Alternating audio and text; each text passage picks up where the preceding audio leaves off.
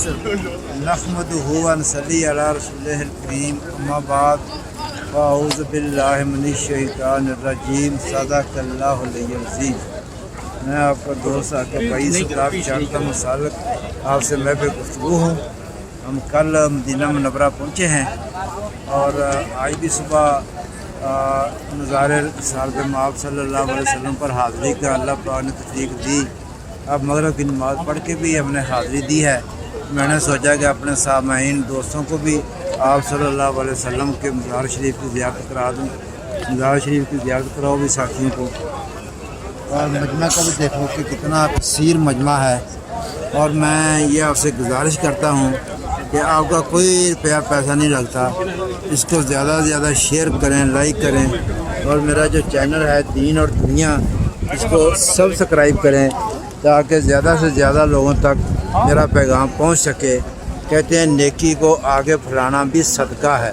इसमें आपका रुपया पैसा लगेगा नहीं, मगर नेकी का पैगाम दूर तक पहुँच जाएगा।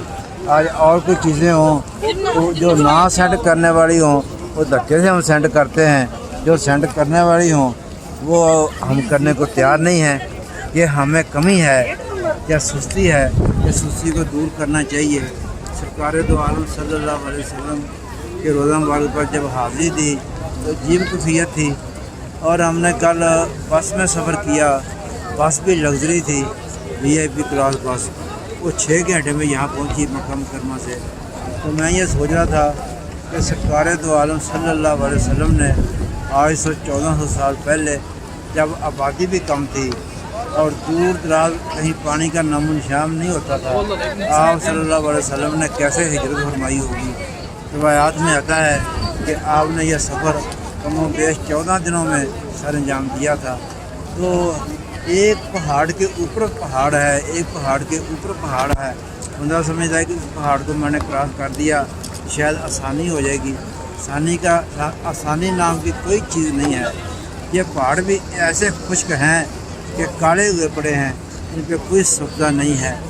जो उम्रा ज़ाहिरीन हैं उनकी खिदमत में मेरी ये गुजारिश है कि आप जो उम्रा के लिए तशरीफ़ लाते हैं तो कोशिश ये किया करें कि इस दौरान कम खाया जाए, कम सोया जाए, ज़्यादा से ज़्यादा वक्त जो है अल्लाह तबारक व तआला की इबादत में गुजारा जाए ताकि यह वक्त कीमती बन सके। देखें फिर पता नहीं मुकद्दर की बातें हैं। अब तो हम आए हुए हैं, फिर नसीब यहाँ हमें कभी लाता है या नहीं लाता। तो इस मौके से फ़ायदा उठाना चाहिए और ज़्यादा से ज़्यादा अल्लाह पाक की तरफ रुजू करना चाहिए, अपने गुनाहों की माफ़ी मांगनी चाहिए। तो यहाँ आकर दिल में कैफियत ही अजीब हो जाती है। मैं समझता हूँ वो मुसलमान क्या मुसलमान है जो रोज़ा रसूल सल्लल्लाहु अलैहि वसल्लम पर हाज़िरी दे और आँखें नम ना हो। आँखें नम नहीं हुई तो फिर मैं और आप अपने ईमान की फ़िक्र करें। हमारे खसूसी तौर पे जो दोस्त हैं गुजरांवाला के, अब फ़र्दन टाइम नहीं है कि उनका नाम लिया जाए। उन्होंने भी ख्वाहिश की कि आप मदीना मुनव्वरा से मस्जिद नबवी से रोज़ाना ब्रॉडकास्ट किया करें। तो उस बार से मैं बात कर रहा हूँ कि नेकी की बात ज़्यादा से ज़्यादा लोगों तक पहुँच जाए और उस पर अमल करने वाले बन जाए। कहते हैं एक है रोटी के अल्फाज, एक है रोटी। अगर रोटी कहते रहेंगे पेट भर जाएगा, कभी नहीं भरेगा। अगर रोटी अमली तौर पे खा लेंगे पेट भर जाएगा। इस तरह एक है अल्फाज कि हमें सरकार दो आलम सल्लल्लाहु अलैहि वसल्लम से अक़ीदत है।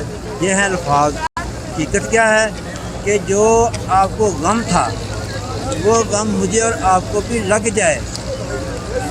आप सल्लल्लाहु अलैहि वसल्लम को गम किया था कि कोई भी आदमी जहन्नम में ना जाए, जन्नत में जाने वाला बन जाए, अहले ईमान हो जाए। जब अहले ईमान हो जाएगा तो फिर अल्लाह रब्बुल इज़्ज़त इसको अपने मेहमान खाने में भेजेंगे, जिसको जन्नत कहते हैं। तो मेरे भाइयों दोस्तों को सारे अंबिया अलैहिस्सलाम का कंबाइंड पॉइंट ऑफ व्यू एक ही था।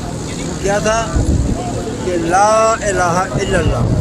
सब ने कलमे की दावत दी। फिर वक्त के नबी का आगे नाम चलता था, जैसे इब्राहीम खलीलुल्लाह, मूसा रूहुल्लाह, اور محمد رسول اللہ اپنا نام چڑھتا تھا. تو دعوت کلمے کی تھی. تو پوائنٹ آف ویو بھی ایک ہی تھا کہ بنی نوع انسان، یہ گوشت پوشت کا جو بنا ہوا انسان ہے، یہ جہنم سے کیسے بچ جائے. یہ سوچنے کی بات یہ ہے کہ جب ہم ظہر کی نماز کے لیے حاضری کی تو اتنا فرش تپش تھی کہ یہاں پاؤں نہیں رکھا جاتا تھا، پاؤں نہیں رکھا جاتا تھا. اور سوچنے کی بات یہ ہے کہ انبیاء علیہ السلام یہ جانتے تھے، سمجھتے تھے کہ یہ گوشت پوشت کا بنا ہوا انسان جہنم کی آگ کیسے برداشت کرے گا. یہ بات ان کو اپنے گھروں میں ٹھہرنے نہیں دیتی تھی. اس لیے کسی نے کہا کہ درد درد پیغمبر فکری، ایک ایک در کا فکر، فلاں بھی جہنم میں نہ جائے، فلاں بھی جہنم میں نہ جائے. اور میری بات میں محسوس کر رہا ہوں کہ لمبی ہو رہی ہے، اسی کے ساتھ ہی میں اپنی بات اختتام پذیر آخری مرحلہ میں کروں گا، کیونکہ وادی طیف کا واقعہ مجھے یاد آ گیا یہاں کہ سرکار دو عالم صلی اللہ علیہ وسلم جب وادی طیف میں تشریف لے جاتے ہیں، وہاں کے مکینوں کو دعوت دی، بجائے کہ وہ دعوت قبول کرتے انہوں نے بچوں کو پیچھے لگا دیا. جو شریر بچے تاڑیاں پیٹتے اور آپ صلی اللہ علیہ وسلم کو پتھر مارتے. تو روایات میں آتا ہے کہ آپ صلی اللہ علیہ وسلم جیسی ہستی کو بھی 3 میل تک پتھر مارے گئے اور آپ کے جسم مبارک، آپ کے پاؤں مبارک خون سے لہو لہان ہو گئے. ہمارا یہ ایمان اور عقیدہ ہے کہ پوری کائنات کا خون جمع کر لیا جائے تو سرکار دو عالم صلی اللہ علیہ وسلم کے جسم مبارک سے نکلنے والے ایک قطرہ خون کا مقابلہ نہیں کر سکتا. یا کر سکتا ہے؟ جو کہتے ہیں کر سکتا ہے وہ بتائیں مجھے. بالکل نہیں کر سکتا. سوچنے کی بات یہ ہے وہ کس کے لیے بہ گیا، میرے لیے بہ گیا، آپ کے لیے بہ گیا، پوری امت کے لیے بہ گیا. آج امت کا حال کیا ہے؟ کہتے ہیں جو نبی ہوتا ہے اپنی امت کا روحانی باپ ہوتا ہے. آپ صلی اللہ علیہ وسلم نے حجۃ الوداع کے موقع پر یہ کام امت کے ذمہ لگایا ہے، خود بھی نیک اعمال کرنے، دوسروں کو اس کی دعوت دینا. وَإِلَيْنَا إِلَى الْفَلَاحِ.